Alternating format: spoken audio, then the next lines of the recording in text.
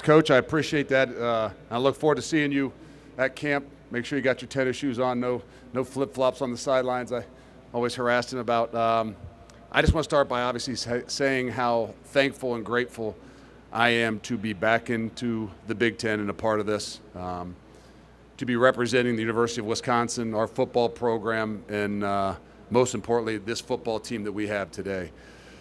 It's been, I think, 8 months now.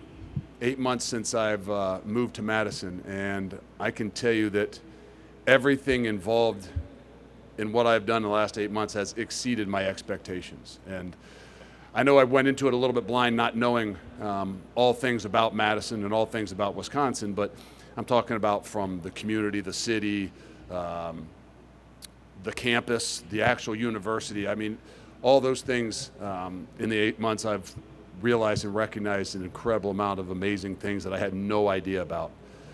But I think more than anything over the last 8 months, recognizing and seeing and witnessing the culture of young men that we have within our program by far exceeds anything else that I've learned.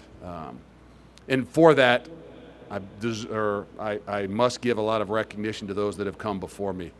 And to kind of just recognize Coach Alvarez, to Coach Bielema, to Coach Leonard and Coach Christ, the foundation that those guys had laid and had built over time, over the last 20-some years, is really evident, and it's deep-rooted. And to them, I owe a lot for what it is that I'm walking into.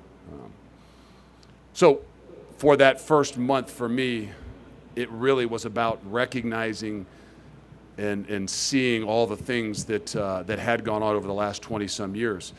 So it wasn't like come in that first month and just blow things up and make a splash. As we know, it was the time of bull prep. And I think maybe it was a little bit unique to go in to say, hey, I want to coach and be a part of this bowl preparation and all that's going on. But it was really because I knew there were so many amazing things that had been done before me that I had to recognize. So for that first month, I had to take as much time to figure out, in the way that they've prepared, the way that they've practiced, to the way that they play. I mean, all those things for me in that first month was what it was all about. And then moving forward in the last 7 months, it's all about our ability to embrace what it is that they've done there and what has been laid before us, to recognize the amazing things and to have a way to enhance them, but then also to implement the things that we know it's going to take to continue to move our program in this football team to the next level. And so to me, that's what the last 7 months have been all about.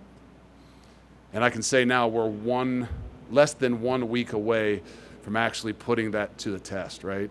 We will find out in less than a week, what that trust, love, and respect that we emphasize within our locker room, what it really looks like. How deep-rooted is it really when all of a sudden we begin to do what we came here to do, right? Prepare to play for championships. And that's what's exciting for me. That's what's exciting, is to recognize this opportunity that's in front of us, how close it is, and now to put your culture and things to a test with all the things that come with camp and the season, right? The human elements, the preparation, the playing time, the winning of games. That's when you find out what you really got. So I think I'll just start off by answering a question that I know I've been asked so many times in the last 7 months, and I've already been asked it today. The question that comes down to, hey, define what success looks like in year one, and what are your expectations, right? I mean, it's the pretty common thing I'll probably take away with most questions, right? We have one objective, and that's to play for a championship. I don't think that'll ever change, whether it's year 1, year 2, 3, 4, or 5. That's what our objective is. And then then I'll tell our guys as we start camp here next week that nobody outside of our team, nobody outside of the walls which the guys that are there every single day that have everything invested will define what success looks like for us. And we cannot allow that. We can't allow fans, we can't allow students, we can't allow former players, we can't allow the media to define what success looks like within our program. But I'll tell you what I think success looks like. Success looks like, to me, when you play your best ball at the end of the year. When you play your best ball at the end of the year, you have an opportunity, and we will have an opportunity to play for a championship. But what does playing your best ball at the end of the year take? What takes an incredible amount of consistency. And in year one, and with new offenses and there's a lot of things that have to be done. So the consistency, the ability to grow, right? To grow as individuals, to grow as players, to grow as a team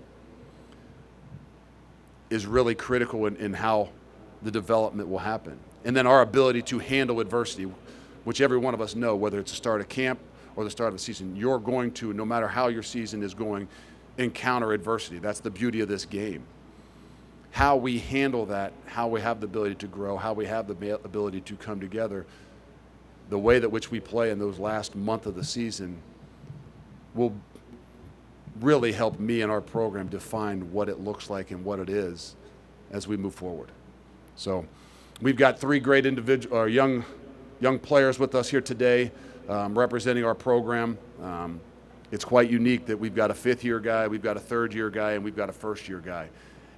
And they epitomize all things it means to be a Badger. And I say that because even the 1st-year guy has embraced all the things just like I have. So first we have our running back, Braylon Allen, who's in his 3rd year. He's from Fond du Lac, Wisconsin.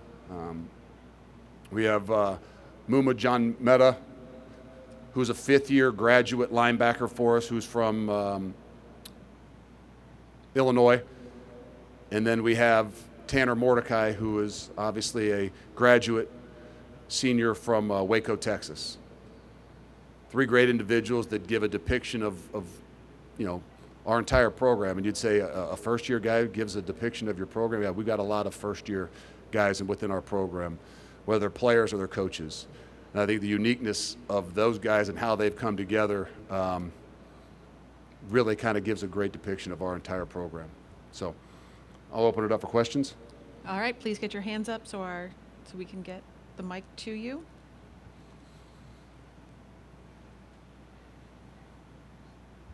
Really? No Badger? Oh, here we go. Up here, sorry. How did I not know, Tim? Exactly. Hey, Luke, why Wisconsin? You kind of summed it up a little bit there, but why Wisconsin? Because you had other opportunities, at least reportedly, to go elsewhere. And then number 2, what is the imprint you have made to this point, and what is Fickell ball all about? Well, we could take the whole time on why Wisconsin. I probably have said it, but it has a lot to do with being back in the Big Ten. It really does. It has a lot to do with the respect that I have always had playing against and preparing for Wisconsin. Understanding and recognizing what the culture, what I assumed the culture was like from afar, felt like something that would be really, really in my wheelhouse. And that's why I said that it's exceeded my expectations, just in the way that I believe I fit and we fit in the things that we want to be able to do. But I think there's quite a uniqueness when you put the family involved in it as well, and that has a big part of it.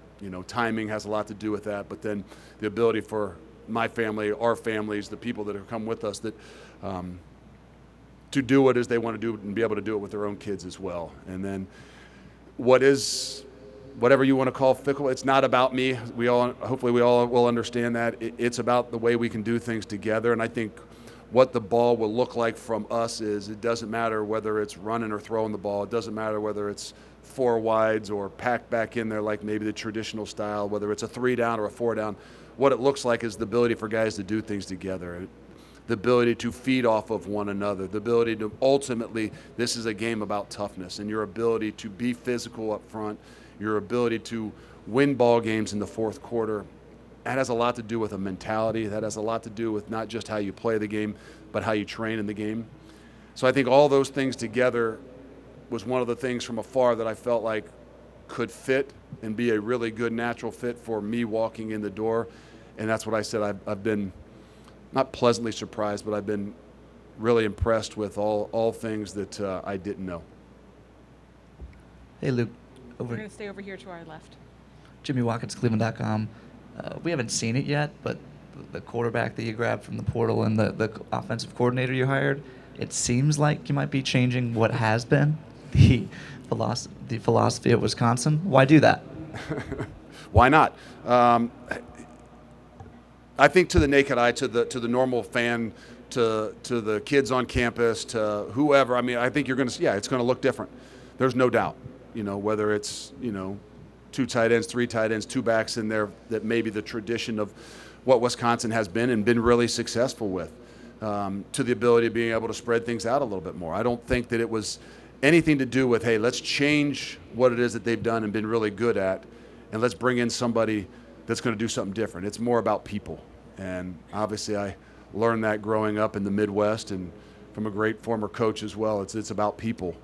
And when you get the right people together, they understand, regardless of who they are labeled to be, whether they're a ground and pound guy, whether they're an air raid guy, what is the core values to the things that you do? And it might look different, but deep down as you dive into it, it's still going to be about the guys up front.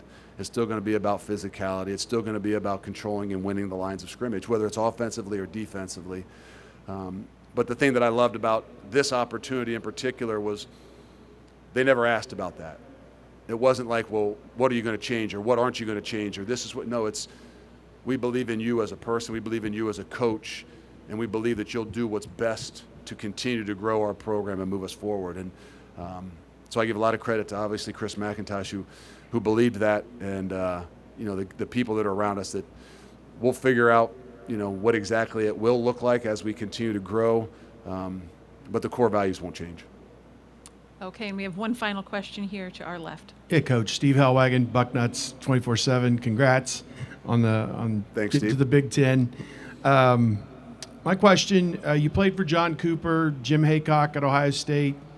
Worked with Jim Haycock, and then obviously Jim Tressel, Urban Meyer. Just how did all these different coaches impact and mold you, and what have you borrowed maybe from each of them?